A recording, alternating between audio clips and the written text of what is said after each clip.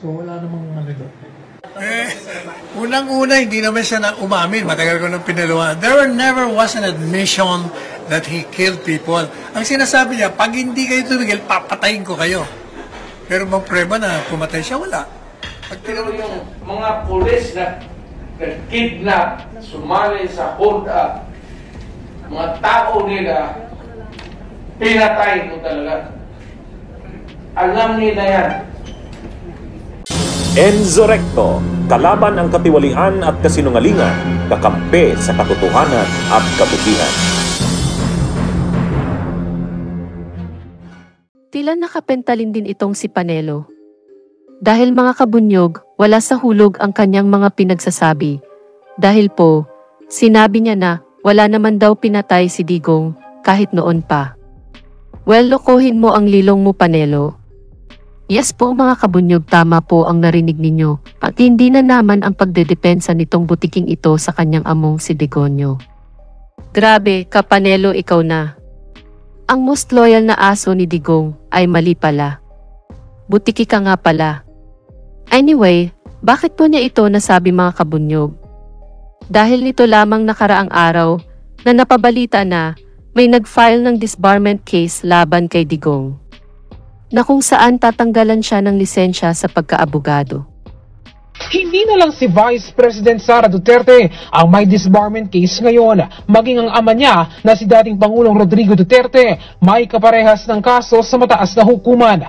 Ito'y matapos maghain ng kaso ang ilang abogado, human rights group at mga pamilya ng biktima ng extrajudicial killings para matanggal ang lisensya sa pagkaabogado ng dating Pangulo.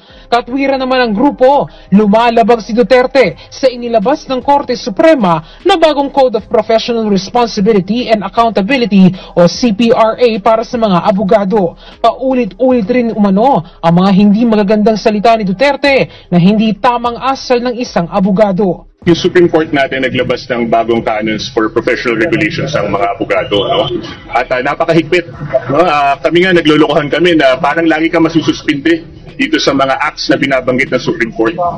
At itong mga ginawa ni Pangulong Duterte nung siya ay Pangulo pa, lahat tayo dito testigo. Diba yung pagbumura, sabi ko nga yung mga late night pagbumura, pag walang magawa, yung mga pambabastos sa mga inosente, sa mga kababaihan, yung pag-amin sa Quadcom na nagutos siya ng pagpatay. Kami naniniwala na dapat ito ay masubukan, no, dito sa bagong canons ng ating, na nilabas nga ng ating Korte Suprema. Isa rin sa iginigiit ng mga nagkaso ay ang umano'y pag-utos ni Duterte sa mga pulis na patayin ang mga naglaban noong War on Drugs. Malinaw umano ito na paglabag sa asal ng isang abogado dahil sila dapat ang magtatanggol sa mga Pilipino. Bilang mga biktima, malinaw na sulungat sa prinsipyo ng karapatang pantao ang kanyang mga ginagawa at ginawa. Ang karapatan ng mga mamayan ang siyang dapat nananaig sa ilalim ng batas. Ang mga salitang binibitawan ni Duterte ay patunay na wala siyang paggalang dito. Sobra na ang mawalang kami ng mga mahal sa buhay dahil sa walang habas na pagpatay ng mismong mga bahagi ng Estado. Hinihimok namin ang Korte Suprema na patunayang hindi higit sa batas kahit pa mga abogado.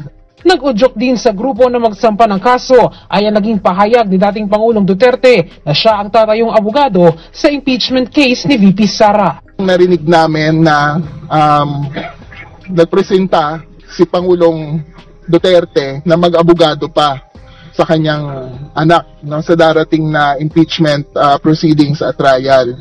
Sa tingin po namin, bawat abogado ay nararapat mabastos sa ganitong klase ng pagpipresenta niya ng kanyang sarili bilang isang abogado, bilang isang prosecutor. Tingin po namin, dinuduraan ni Duterte ang propesyon. Kasama naman sa hiniling ng grupo sa Korte Suprema na habang nakabinbin sana ang disbarment case ay suspendihin muna ang lisensya ni Duterte sa pagkaabogado. Yan mga kabunyog, narinig po natin itong balita. Kung mangyari man na madisbar itong si Digong, kawawa si Sara pag umakyat na ang impeachment sa Senado. Hindi na siya maipagtatanggol nitong si Digong. Anyway, balik po tayo kay Panelo. Ngayon tinanong itong si Panelo kung ano ang masasabi niya sa pag-file ng disbarment case laban kay Digong at ito ang kanyang sagot. Pamela Vasquez po, Teleradyo Servicio. Kay Attorney Panalo po, anong ilan po ng reaction, although Attorney Conti and Conference can also comment on this. But Sec Panelo, yung reacts lang po regarding doon sa disbarment complaint na inihain po kay former PRRD sa SC po kaninang umaga. Can we get reaction? Anong basis na ang disbarment? Ang nag-file, wala po kung sinasabi so far, pero ang gusto po nila ay ang nag-file po ay yung mga victims daw po ng EJK and Human Rights Advocate. And yun na po, gusto nilang ipa-disbar or tanggalan po ng lisensya bilang abogado si PRRD. Hayaan na natin yung kung saan sila nag-file. Sila mag-resolve ng mga complaints. Pero, Honor ka po ba, confident po ba na madidismiss yung case on regarding this po? Hindi ko alam kung anong magiging desisyon. Ayaw siya na mag-iimbestigan sa disbarment. We'll leave it to that. Hindi pa. Nung magkausap kami, kasi I was in Davao the night before. Wala pa yun. So hindi namin napag-usapan. So hindi pa rin po siya? Ang napag-usapan namin is deeply concerned of what is happening in the country. Ayaw niya ng bloodshed. Sana daw, magbago na yung administrasyon. Magkaroon tayo ng pagkakaayos sa lahat. Ayaw niya ng mga impeachment. Tuloy-tuloy na lang yung trabaho ng gobyerno. Let me respond to Concaster's statement that kailangan ma-disbar because of the extrajudicial killing involvement.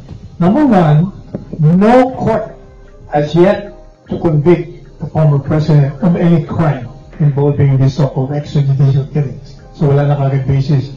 Number two, yun naman pagmumura niya.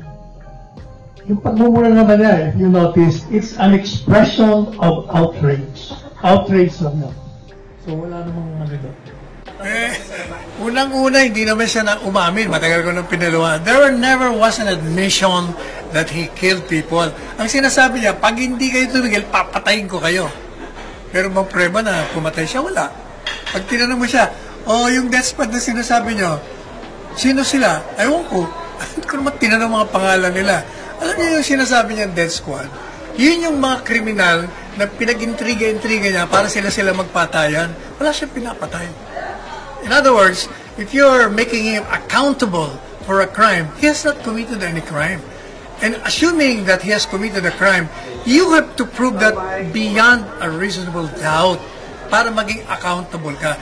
That is the only time you can file a disbarment charge against a member of the bar. So we're confident po na talagang madidismiss ito? Wala yan. Grabe, Panelo. Grabe talaga ang pagkasinungaling mo, sagad sa buto. Halos lahat kayong mga supporter ni Digong Grabe makapagsinungaling para lang depensahan ang inyong among si Digong. Anyway, Panelo, di ba nandoon ka sa hearing sa Senado? Na kung saan sinabi mismo ni Digong ang pagpatay? Hindi mo ba iyon narinig? Ito, Panelo, para ma-refresh ang utak mo, baka nakalimot ka na. Panoorin mo itong sinabi ni Digong. Hinto kayo, either, mga nandiyan na ngayon nun, sabi ko sa mga pulis, either patayin ninyo ako o papatayin ko kayo. Hinto kayo, check kayo. Kung sinabi ko yan sa mga kriminal, sa pulis, lalo ka sa kriminal. Pero yung mga pulis na nag-kidnap, sumali sa hold-up, mga tao nila, pinatay mo talaga. Alam nila yan. Ibibigay nila yung pangalan kung tanongin mo. All you have to do is to plead them under oath.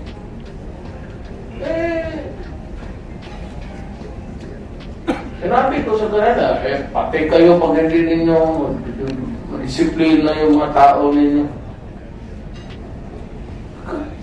Bayad ang mga tao ng sweldo ninyo, tapos pati kayo kasali dyan. Yan, Panelo, narinig mo na. Si Digong mismo nilaglag ka, may pasabi-sabi ka pang hindi siya pumatay ng tao. Ano yan? Wala, Panelo. Kung sa Quadcom ka naging resource person na contempt ka na ni Paduano dahil sa patuloy na pagsisinungaling, wag na kasing depensahan si Digong. Alam naman ng lahat na mamamatay tao itong sinasamba ninyo. Anyway, dito na lang po ang aking topic. Mabuhay po tayo mga kabunyog. Bunyog, bunyog, halikan na kasama ka. Bunyog, kapag buklod ay may pag-asa. Luzon, Visayas, Mindanao, isa ang pananaw.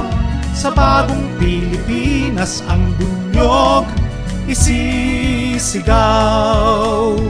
Bunyog.